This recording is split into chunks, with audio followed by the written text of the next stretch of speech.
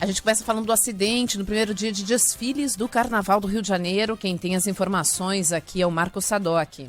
É grave o estado de saúde da menina de 11 anos que ficou ferida após um acidente com um carro alegórico na saída do Sambódromo. Durante o desfile das escolas de samba do Rio da Série Ouro, Raquel Antunes da Silva passa por cirurgia nesta quinta-feira. Segundo a Secretaria Municipal de Saúde, a menina teve as pernas esmagadas entre um poste e um carro alegórico a poucos metros da saída da Sapucaí durante o desfile da escola em cima da hora, a primeira a entrar na avenida. A menina foi atendida no posto médico do Sambódromo e depois transferida para o hospital. O acidente paralisou os desfiles da Série Ouro por cerca de 1 hora.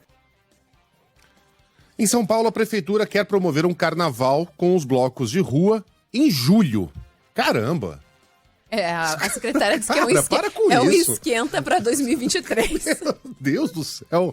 Não dá pra gente deixar quieto, voltar a falar em carnaval no ano que vem, em fevereiro. Agora querem fazer um em julho. No meio do inverno. Que maluquice. Bom, os desfiles das escolas de samba vão acontecer nesse feriado de Tiradentes, no Anhembi.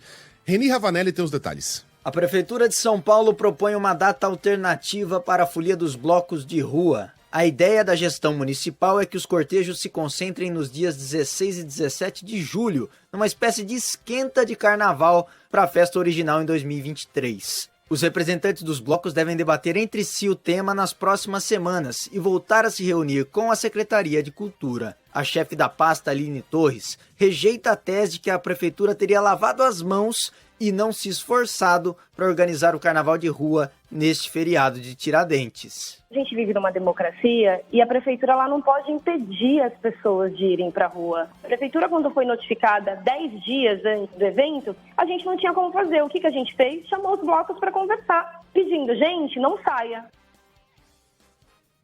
O STF condena o deputado federal Daniel Silveira. A manchete de Brasília chega agora com a Thalita Almeida. O Supremo Tribunal Federal ainda precisa publicar o acórdão do julgamento do deputado federal Daniel Silveira, já que ainda cabem embargos na decisão. E só depois a Câmara continua o processo de cassação do mandato do parlamentar.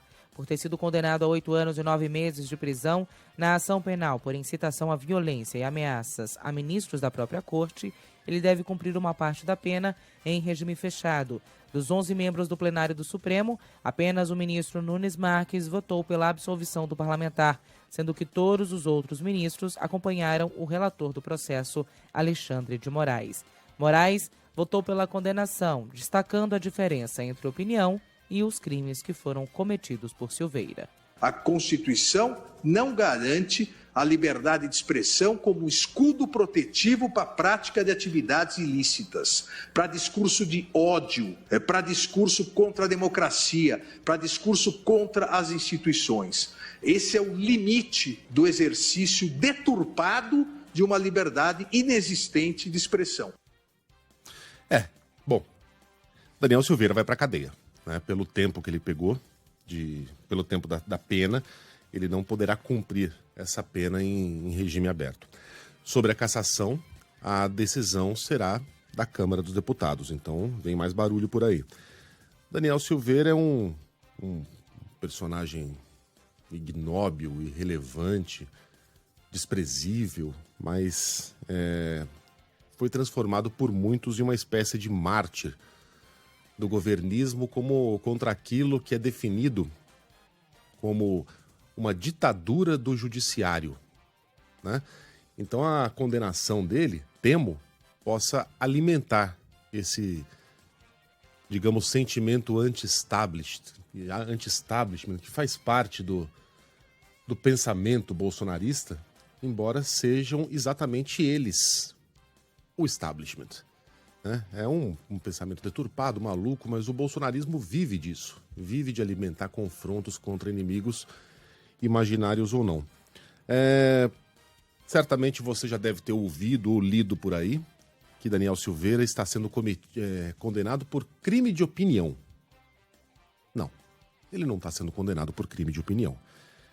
Ele cometeu várias injúrias, várias calúnias, difamou os juízes do Supremo, ameaçou a própria integridade do Supremo Tribunal Federal e de seus ministros, quando diz que gostaria de ver um ministro apanhando na rua, que gostaria de ver um ministro tendo a cara esfregada no asfalto, apanhando de gato morto. Ah, mas ele não disse façam isso.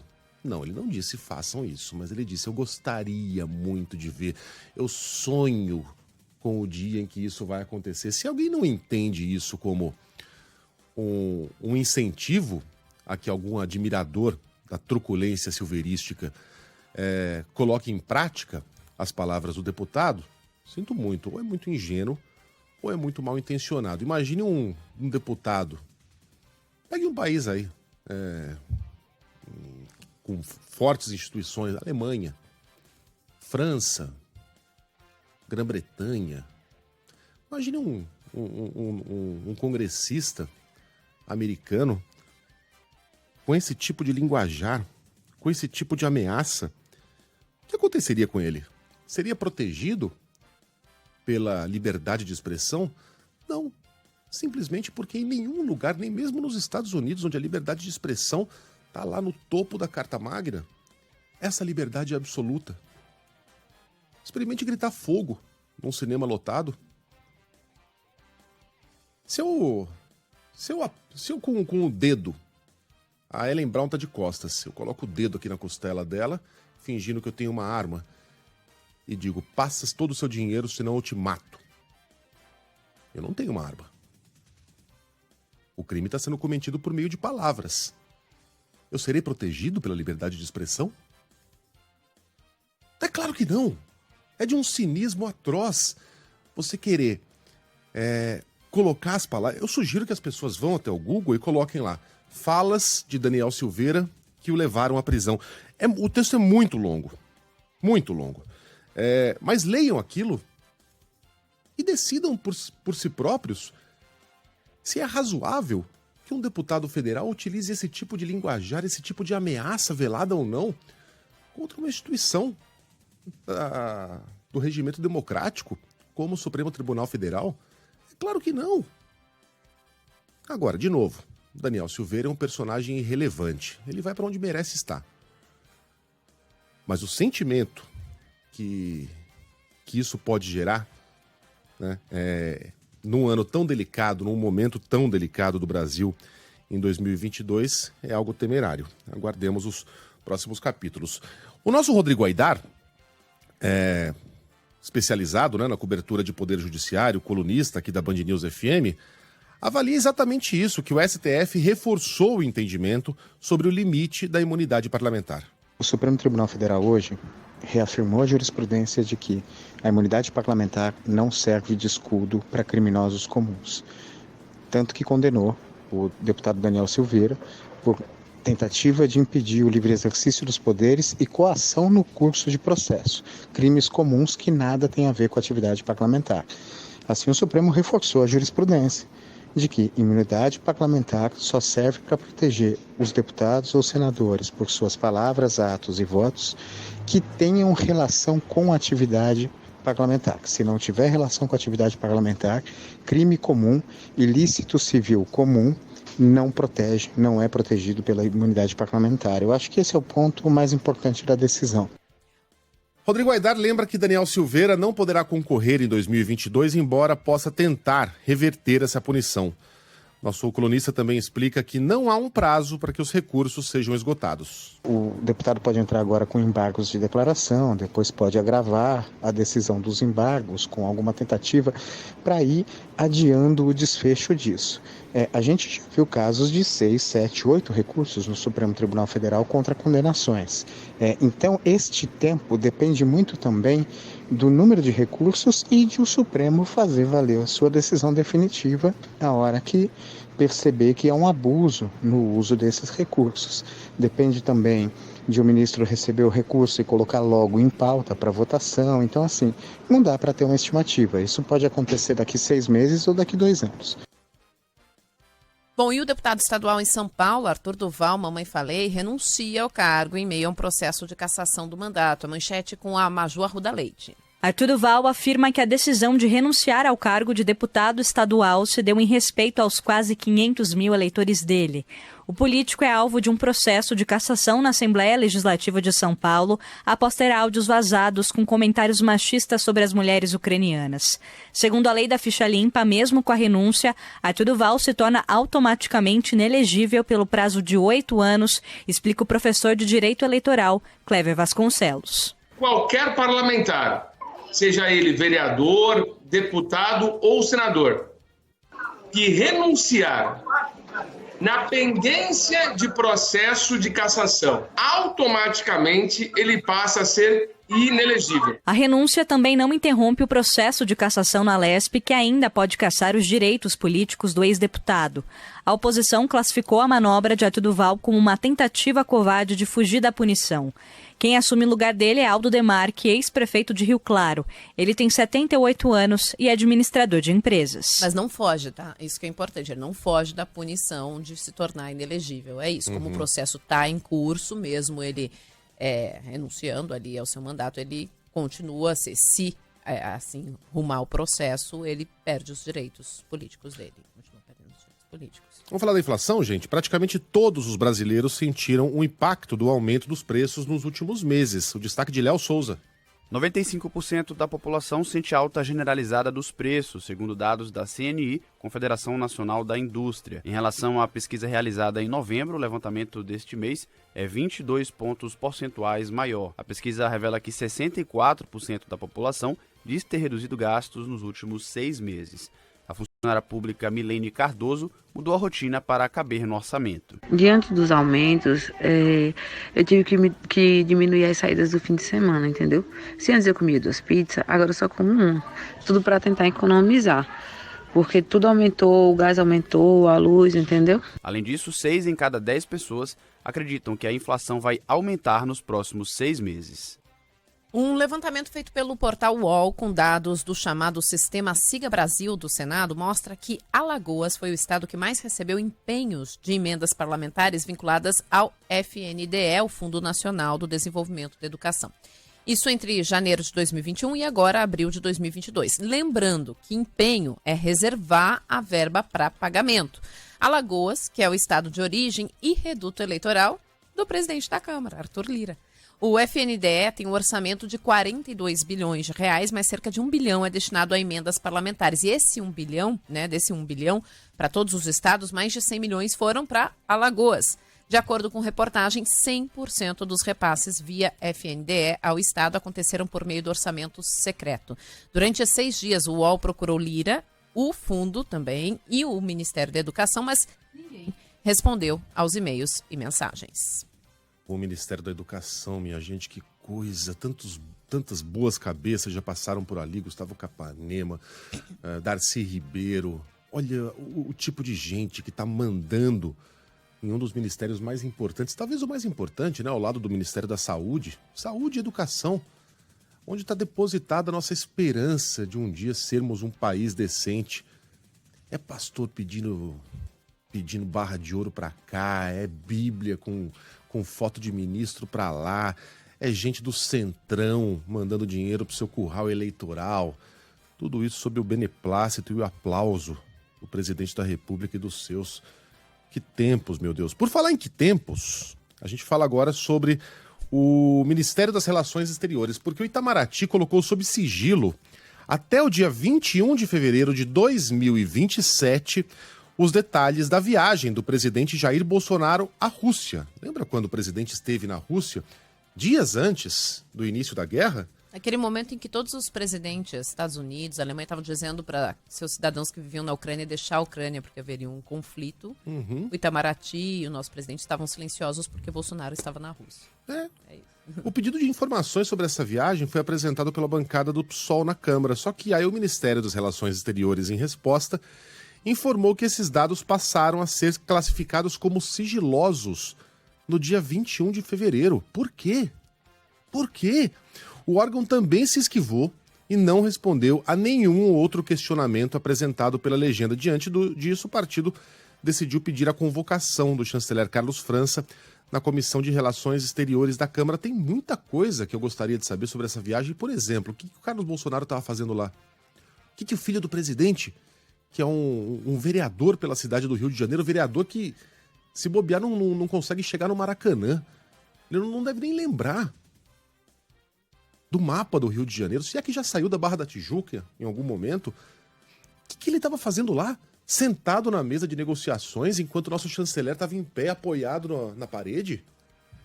Ah, mas a viagem dele não custou um centavo aos cofres públicos, não? Carlos Bolsonaro não come? Ele dormiu na rua? Dormiu numa estação de metrô? Não toma banho? Né? Como não custou nada? Claro que custou! O que esse cara estava fazendo lá? Esse é só um ponto que me vem à mente agora.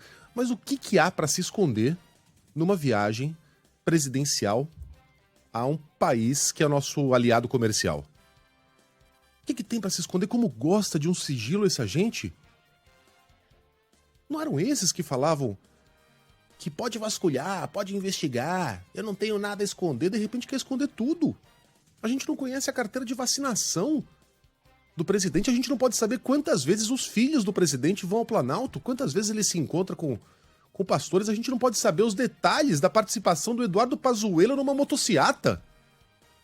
Como gosta de um segredinho, de um sigilo essa gente. Impressionante que o PSOL tenha sucesso nessa empreitada e que pelo menos a gente saiba. O que essa gente está tentando esconder na viagem da Rússia? Atualização do processo de privatização da Eletrobras. Fala, Márcio Rocha. O ministro do Tribunal de Contas da União, Vital do Rego, tem 20 dias para devolver o processo de privatização da Eletrobras para o plenário da Corte, depois que ele apresentou um pedido de vista, ou seja, mais tempo para analisar o processo. Ele pediu 60 dias, alegando que o voto do relator não tinha sido disponibilizado a tempo para os demais ministros. Relator do caso, o ministro Haroldo Cedrais afirmou ser favorável à privatização, pediu que o preço mínimo de venda fosse revisto, mas também pediu um caminho mais fácil para uma possível reestatização da Eletrobras no futuro. Creio que o uso das poison pills deve ser feito com a devida cautela, buscando-se então, de um lado, assegurar uma maior atratividade do negócio para os investidores e, de outro, preservar a possibilidade ao Estado de reestatizar a Eletrobras. Outro destaque agora de Brasília com a Natália Pazzi. Os ministros do Supremo Tribunal Federal formam maioria para validar os atuais critérios utilizados pelo Congresso Nacional, que definem que propostas podem ser votadas em regime de urgência. O mecanismo está previsto nas regras internas da Câmara e do Senado. Ele permite que propostas sejam levadas diretamente à análise do plenário sem passar pelas comissões. A medida acelera a tramitação de projetos. O relator, ministro Edson Fachin, considerou que as regras são constitucionais.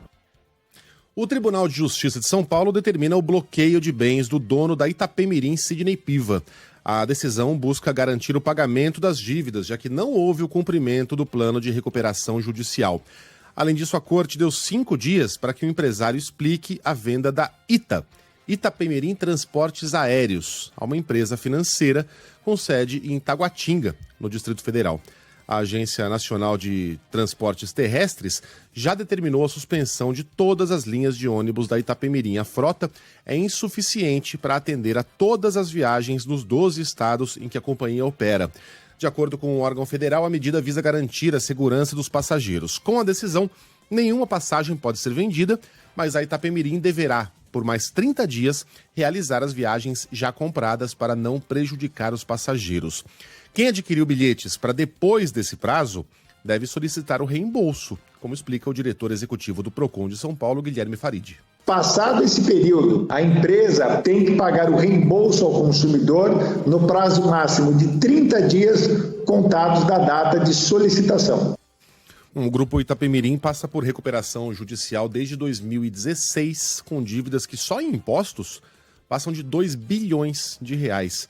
Em 2020, mesmo nessa situação periclitante, a empresa foi lá e se aventurou no mercado das viagens aéreas e se deu mal. O auge da crise aconteceu na véspera do último Natal, quando a companhia suspendeu centenas de voos e deixou milhares de passageiros sem explicação. Aliás, é um outro ponto dessa história que precisa ser explicado, né? Como que a companhia que já estava em recuperação judicial conseguiu virar uma companhia aérea e vender passagens, né? E chegar em dezembro do ano passado e deixar todo mundo na mão.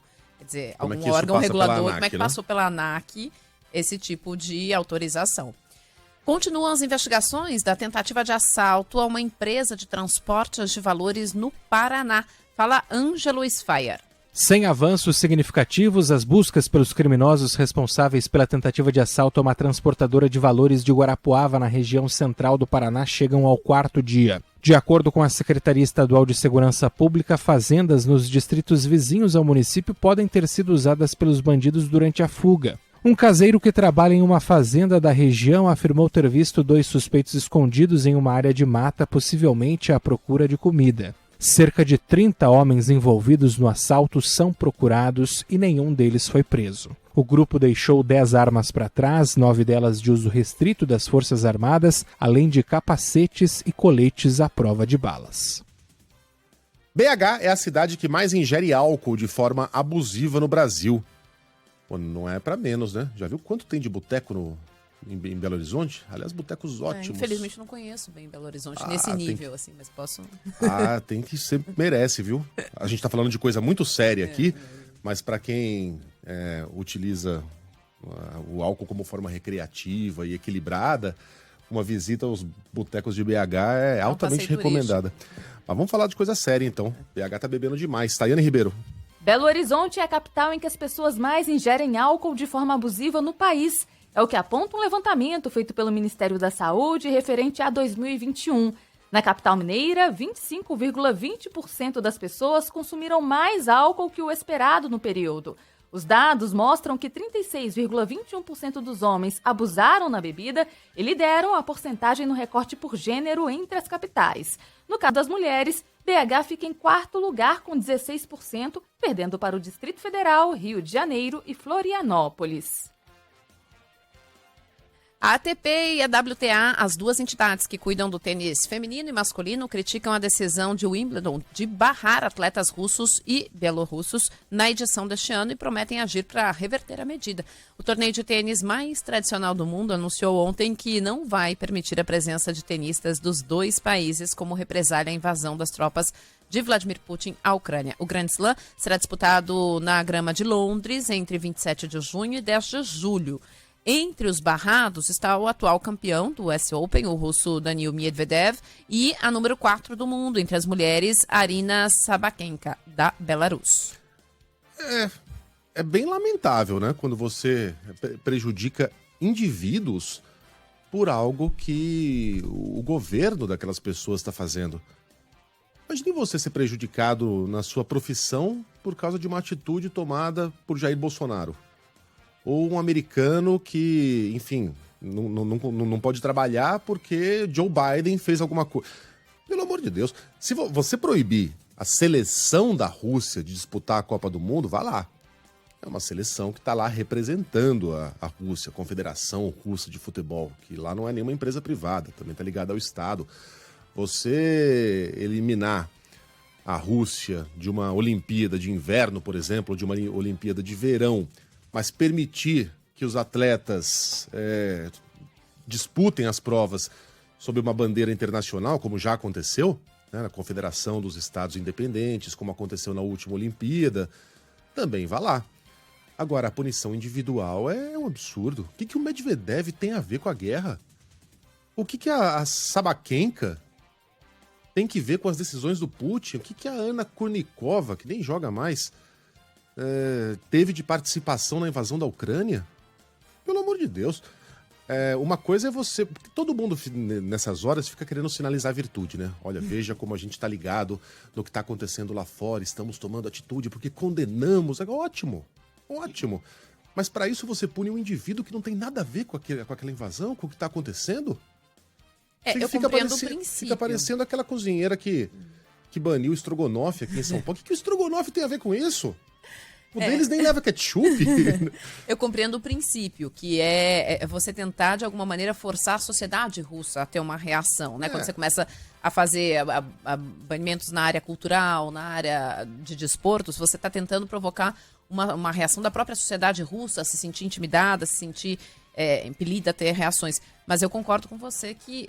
E, aliás, o que está acontecendo é que muitos artistas que são contrários à guerra e que são vozes importantes da Rússia, fora da Rússia, estão sendo banidos. Né? Então, assim, você acaba banindo gente que também é contra essa guerra, que é uma voz importante e que acaba sendo banido, realmente. O Ellen, ontem eu decidi não assistir nada de futebol. É mesmo? Nada. Me dei uma quarta-feira de folga. E pelo jeito não perdi muita coisa.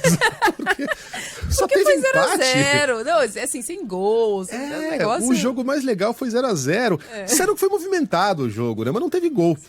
E o Maracanã tava lotado. O Cristiano Pinho tem os detalhes. Flamengo e Palmeiras voltam a campo no sábado pela terceira rodada do Campeonato Brasileiro, após o empate sem gols ontem no Maracanã, em jogo antecipado da rodada de número 4. As duas equipes criaram bastante, mas esbarraram nas boas atuações dos goleiros Hugo e o Everton, além da trave. O Maraca ficou lotado, com quase 70 mil torcedores presentes. O próximo duelo do Flamengo é contra o Atlético Paranaense, na Arena da Baixada, às 4h30 da tarde de sábado.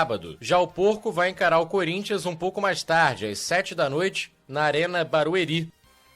Destaque da Copa do Brasil com Yuri Queiroga. Não houve espaço para zebra nesta quarta, na ida da terceira fase da Copa do Brasil. O tropeço mais significativo entre os grandes foi do Corinthians, que empatou com a Portuguesa do Rio de Janeiro por 1-1 em Londrina, no Paraná. O Atlético Mineiro fez 3-0 no Brasiliense, mesmo placar do Botafogo sobre o Ceilândia e do Fortaleza sobre o Vitória. O Atlético Paranaense chegou a ter sustos, mas no fim goleou o Tocantinópolis por 5-2. Já o Ceará fez 2-0 no Tombense, em Minas Gerais. Nos confrontos entre times da Série A, Juventude e São Paulo ficaram no empate por 2-2. O Coritiba bateu o Santos por 1-0 e o Bragantino de virada venceu o Goiás por 2-1. Hoje, em jogo isolado, o Atlético Goianiense encara o Cuiabá.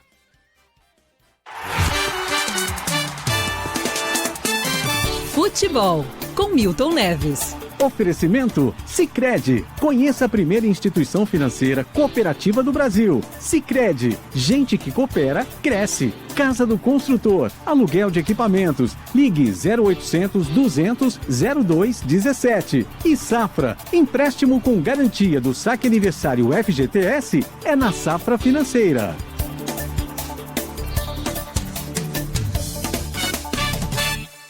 Fala, Milton, bom dia. Muito bom dia, Megali. Opa. Bom dia, Ellen. Opa. Estamos aqui mais uma vez, hein? Há 200 anos. Ontem, um jogo pelo Brasileiro e um monte de jogo pela Copa do Brasil. Vamos ao placar? Bem, ontem pelo Campeonato Brasileiro, um jogo isolado, mas com um clima espetacular. Porque o Flamengo e o Palmeiras são grandes inimigos, decidiram a Libertadores América e, juntamente com o Atlético Mineiro, que é o melhor dos três, são as três equipes principais do futebol da República Federativa do Brasil. Então, Flamengo e Palmeiras, ontem com 1 milhão de torcedores, placar de 0-0. Tudo do rubro-negro da Gávea. E pela Copa do Brasil, muitos jogos. O Tocantinópolis tomou em casa de 5-2 do Atlético Paranaense. Parabéns ao Furacão. E o Fortaleza goleou o Vitória lá de Salvador, 3-0, hein? E o Galo, mais lindo do mundo, o melhor time de toda a América do Sul, tá bom? E o Hulk é o melhor jogador brasileiro em atividade em qualquer canto do mundo. Atlético Mineiro 3, Brasiliense 0. E o Goiás, jogando em casa, olha que tem um goleirão lá chamado Tadeu, mas perdeu do Red Bull Bragantino. Goiás 1, Bragantino 2. E o Coritiba, rapaz, o Coritiba lá no Alto da Glória, na capital do Paraná, bateu o Santos, meu amor, por 1-0, hein? E o gol não foi do Tchau Batiá, que jogou em 71 com a camisa 9 do Coxa. Nós tivemos aqui também Juventude e São Paulo. São Paulo quase perdeu o jogo lá, mas no final, 2-2. Juventude 2, São Paulo 2. Não foi ruim o resultado, não. E um bom dia.